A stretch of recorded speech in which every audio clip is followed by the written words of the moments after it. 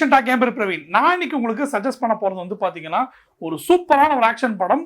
இந்த படம் வந்து எனக்கு ரொம்பவே பிடிச்சிருந்தது. சரி ஓகே, வீக்கெண்ட் வந்துருச்சு, சரி நானும் நம்ம சேனல்ல வந்து ஒரு நல்ல ஒரு படம் ஒன்று சஜஸ்ட் பண்ணலாம் அப்படிங்கும் போது தான் சரி இந்த படமே பண்ணிடுவோம் அப்படின்னு தோணுச்சு. அது என்ன படம் அப்படின்னா 2017 ரிலீஸ் ஆன பிளேட் ஆஃப் த இம்மார்டல். இந்த படத்தோட கதை என்னன்னா, மாஞ்சி அப்படின்னு சொல்லி ஒரு ஹீரோ இருக்கிறான். அவனுக்கு தங்கச்சியா மாச்சி அப்படின்னு சொல்லி ஒரு தங்கச்சி இருக்காங்க. ஓகேங்களா? இப்ப மாஞ்சிக்கு வந்து பாத்தீங்கன்னா ஒரு ஆர்டர் ஒன்று வருது, இந்த மாதிரி வந்து உன் சுப்பீரியரை கொல்லணும் அப்படின்னு சொல்லி. இவனும் என்ன பண்றான், இவனும் வந்து தன்னோட சுப்பீரியரையும் கொன்றான். அங்க இருந்த மற்ற கான்ஸ்டபிளான மற்ற 5 பேரையும் கொண்டாடுறான். அதுல தங்கச்சியோட புருஷனும் ஒண்ணு. இப்ப என்ன விஷயம் அப்படின்னா, அதை பார்த்து தன்னோட தங்கச்சி என்ன ஆயிருது, பைத்தியம் முடிச்சு போயிருது. இப்போ இவன் மேலே வந்து பாத்தீங்கன்னா வாண்டட் போஸ்டர் வந்து நிறைய இடத்துல போட ஆரம்பிச்சிட்டாங்க, இவனையும் பிடிச்சி கொல்லணும்னு. ஏன்னா நிறைய பேரை கொண்டுட்டான்னு. இவனுக்கு ஒண்ணுமே புரியல, என்னடா இவங்க தான் கொல்ல சொன்னாங்க, அப்புறம் நம்மளே வந்து வாண்டட் போஸ்டர் போட்டிருக்காங்க அப்படின்னு அவனுக்கு ஒரு ஆச்சரியமா இருக்கும். இது வந்து ஒரு சாமுராய் உலகத்தில் நடக்குது. ஓகேங்களா? இப்ப என்ன ஆகுது, தன்னோட தங்கச்சியை வந்துட்டு அப்பவே கொண்டுறாங்க. இவனுமே வந்து கிட்டத்தட்ட ஒரு 50 பேரை கொண்டுறான். கொன்னதுக்கு அப்புறம் என்ன ஆகுது அப்படின்னா, ஒரு வழியா அவ்வளவுதான் முடிஞ்சது, சாக போறோம்னு நினைக்கும் போதில்ல, அங்க ஒரு கிழவி உட்காந்துருக்கும். அந்த கிழவி என்ன சொல்லுவோம், நான் வந்து 800 வருஷமா வாழ்ந்துட்டு இருக்கேங்க. அப்பவே அவன் சிரிப்பான், என்னடா இது இந்த பாட்டி இப்படி புழுகுதுன்னு.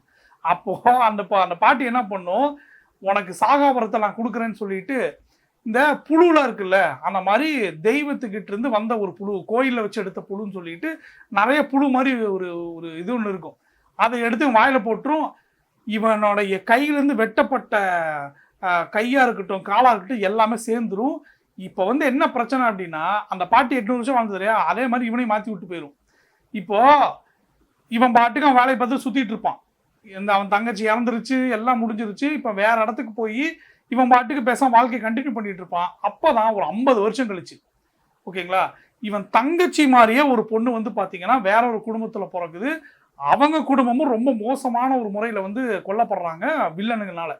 இப்ப அந்த பொண்ணு வந்து நான் எப்படியாவது பழி வாங்கணும் அப்படிங்கும் போது இந்த சாயாவரத்தை கொடுத்ததுல இந்த கிழவி இது என்ன பண்ணும், அந்த பொண்ணுகிட்ட போயிட்டு இந்த ஊர்ல ஒருத்தர் இருக்கிறான், அவனை வேணா பாடி கார்டா வச்சுக்கோ, என்ன பண்ணாலும் அவன் சாக மாட்டான், அவனை வச்சு நீ உன்னுடைய பழி வாங்குறத தீர்த்துக்கோ அப்படின்னுமே அந்த பொண்ணு போகும்.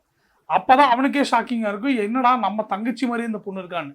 ஸோ அந்த ஒரு காரணத்துக்காக இவனும் சரின்னு சொல்லிட்டு அந்த பொண்ணு கூட பயணம் பண்ணுவான். அதுக்கப்புறம் இவங்க நினைச்ச மாதிரி அந்த வில்லனு கிட்ட பழி வாங்கினாங்களா இல்லையா அப்படிங்கிறது அந்த படத்தோட கதை. இந்த படத்தை பொறுத்த வரைக்கும் எனக்கு நான் ஒன்று தெளிவாக சொல்லிக்கிறேன், இது வந்து பார்த்தீங்கன்னா ஜாப்பனீஸ் அனிமே இருக்குல்ல, அந்த அனிமேல இருந்து தான் வந்தது அப்படின்னு சொன்னாங்க.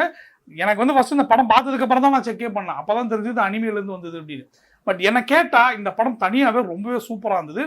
மோஸ்ட் ஆஃப் த டைம் பார்த்தீங்கன்னா லைவ் ஆக்ஷன் வந்து அவ்வளோ நல்லா இருக்குது, ஆனால் இது வந்து அப்படி இல்லை, சூப்பராகவே இருந்தது. ஓப்பனிங்ல இந்த மாஞ்சி வந்து ஒரு ஃபைட் ஒன்று பண்ணுவான், 50 பேர் கூட சண்டை போடணும். உங்களுக்கு எப்படி இருக்கும் அப்படின்னா, அந்த RRR படத்துல வந்து பாத்தீங்கன்னா ராம் சரண் சண்டை போடுவார்ல, அந்த ஒருத்தனை போய் இழுத்துட்டு வருவார்ல ஓப்பனிங் சீனு, அந்த மாதிரியே ஒரு காட்சி தான் இது.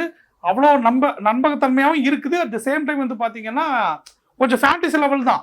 போட்டு அட்டிக்கிறது, வெட்டுறது, வர்ற முறை எல்லாத்தையும் கொள்வாங்க. நமக்கே தோணும், என்னடா அது 100 பேர் இருக்கிறானுங்க, ஒரு வெட்டு கூடமா வெட்டாது அப்படின்னு. அங்கதான் ஒரு நல்ல விஷயம் பண்ணியிருக்கானுங்க இந்த டீம். என்ன அப்படின்னா, இப்போ அந்த ஹீரோக்கு வந்து சாக வரன்னு ஒன்று இருக்குது, ஓகேவா? அதனாலயே ஹீரோ வந்து பார்த்தீங்கன்னா பல வெட்டு வாங்குவான், பல குத்து வாங்குவான்.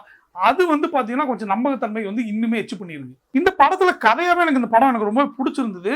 ஏன் அப்படின்னா, இப்போ நான் சொன்னேன் ஒரு கதை, இந்த கதைக்குள்ள சொல்லி ட்விஸ்ட் அண்ட் டர்ன்ஸ் எல்லாம் வரும்.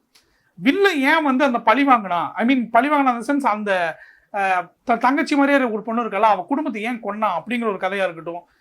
இவனுக்குமே வந்து ஒரு ட்விஸ்ட் ஒன்று இருக்கும், அது சூப்பரா இருக்கும். அது எல்லாமே கிளைமேக்ஸ் கிட்ட நெருங்க வரும். பட் அதே சமயம் எங்கேயுமே எனக்கு போர் அடிக்கல. இந்த படம் வந்து பார்த்தீங்கன்னா கொஞ்சம் பொறுமையாக தான் போகும். ஒரு சில ஷார்ட்லாம் அப்படியே வச்சிருப்பானுங்க, அப்படியே மூவ் ஆகிட்டே இருக்கும். உள்ள மூவ் ஆவாங்களே தவிர இந்த ஷார்ட் வந்து மூவே ஆகாது, அப்படியே நின்றுட்டே இருக்கும்.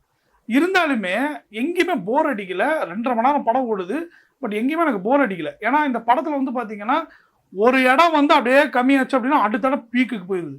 ஸோ அதனாலேயே அந்த படத்தில் வந்து உங்களுக்கு லேகுங்கிறது உங்களுக்கு தெரியவே தெரியாது. இந்த படம் எனக்கு ரொம்ப பிடிச்சிருந்தது, அதனால தான் நான் உங்களுக்கு சஜஸ்ட் பண்ணணும்னு நினச்சேன். நீங்களும் பாருங்க, பார்த்துட்டு உங்களுக்கு என்ன தோணுச்சு மறக்காம கமெண்ட் செக்ஷன் சொல்லுங்க. இந்த படம் உங்களுக்கு பிடிச்சதா? இந்த படம் மாதிரியே இன்னும் சில படங்களை எடுத்து வச்சிருக்கிறேன், இதே ஸ்டைல் ஆஃப் ஆக்ஷன் மூவிஸ் தான் அது. அதையும் நான் சஜஸ்ட் பண்ணணுமா வேணாமான்னு சொல்லி மறக்காம சொல்லுங்க. நான் அடுத்த வீடியோவில் வேற ஒரு சஜஷனோட நான் உங்களை வந்து மீட் பண்ணுறேன். Thank you so much.